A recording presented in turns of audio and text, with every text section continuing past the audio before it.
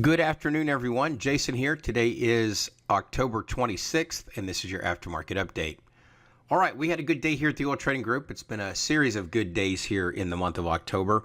All of this additional volatility has provided a number of really solid opportunities, and today was no exception. Now, of course, with good volatility comes added risk, right? Because the market is moving in some fairly aggressive swings, and that was kind of the case here this morning. So let's kind of talk about what we were looking at here today.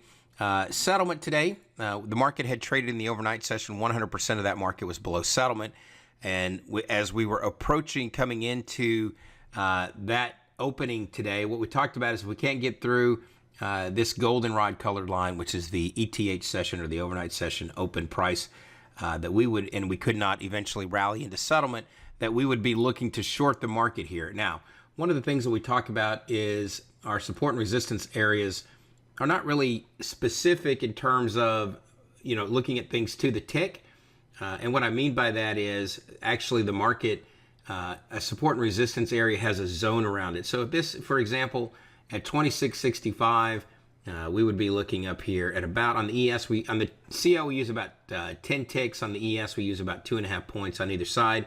And so if the market is here at 65, you would be looking at 64, 63 half, right? So there would be a zone around, you'd be looking for a zone around this level somewhere like this, right? You'd be looking for it in this neighborhood here, about right in that area. Maybe, yeah, that's about right. Maybe a little lower here on this end, right? Something about like that.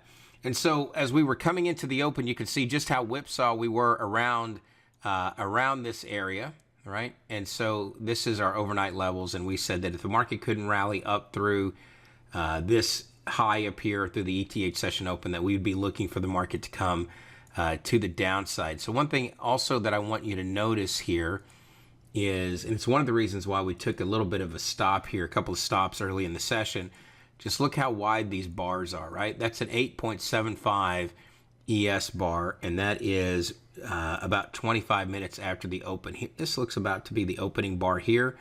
And so if you were to measure from the bottom of this bar all the way up to here, that is a 12-point ES bar, right? So if you're trying to manage the risk at a reasonable level and you have a 2-point stop, well, when the bars are 12 points and 8 points in length, it's hard to have a 2-point stop. So normally, like I said, we like to trade 2 lots. We reduce the risk down to 1 lot. So a 2-lot, 2-point stop is a $200 stop. If you have a 4.1 lot, right, you cut the risk in half and double the stop. It's the same amount of risk with the it's the same amount of risk rather as if you were trading 2 lots. And so with that being said, we still took a couple of stop outs when we were trying to get short here against this 65 level, right? So the market goes up and down and really kind of whips around. But what we figured, and our understanding of the dynamic here, and you had a couple of other ideas in play, right? You had a high, that was the high of the day. Then you had a lower high, and then here you had another lower high, right?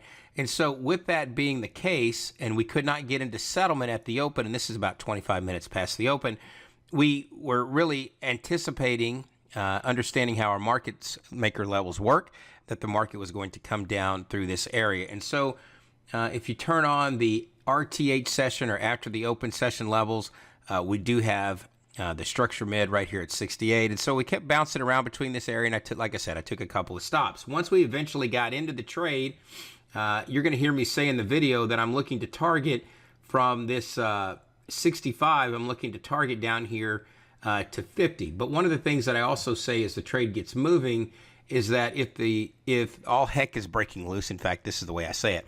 If we get into a trade here this morning, and if all heck is breaking loose, then I'm going to be looking for a deeper target down to this structure target at 38, and then ultimately down here to about 32, 33. Right. And so the market begins to open up here. And like I said, I had a couple of stops, and I'm going to show you on the trade video, you're going to see at the top of the price ladders that I'm down ticks heading into this trade.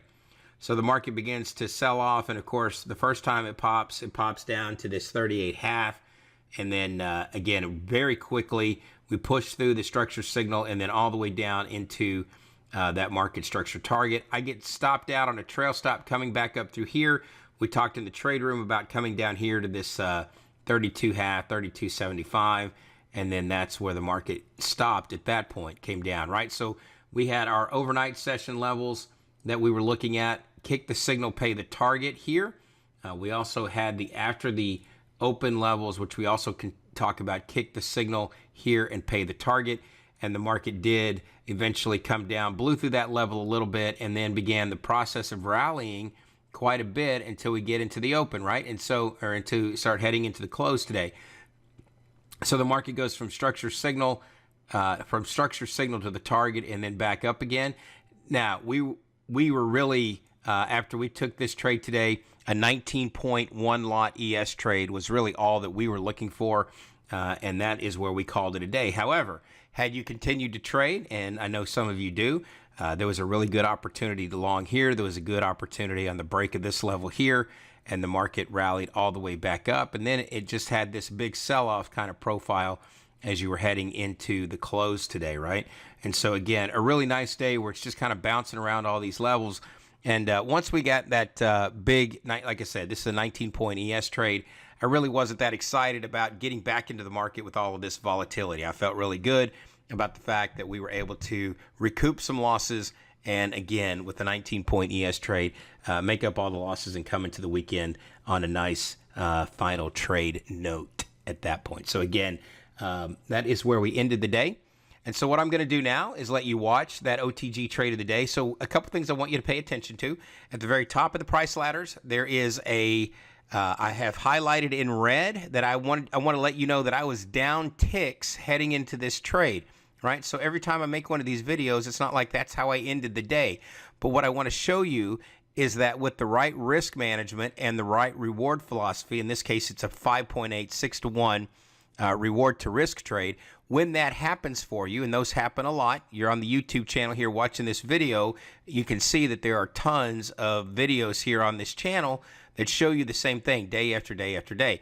It allows you to be wrong and still be okay when you have the opportunity to go for these big targets, and that's what we help you do. That's what these levels are designed to do, is help you get in so that you can manage these trades for the high reward to risk ratio trade. So as always, I'm going to let you see the video.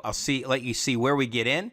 I cut the video down into pieces. I speed up the trade so you can get a feel for what's happening, put a little music behind it, and then you can see where it is that we take the exit.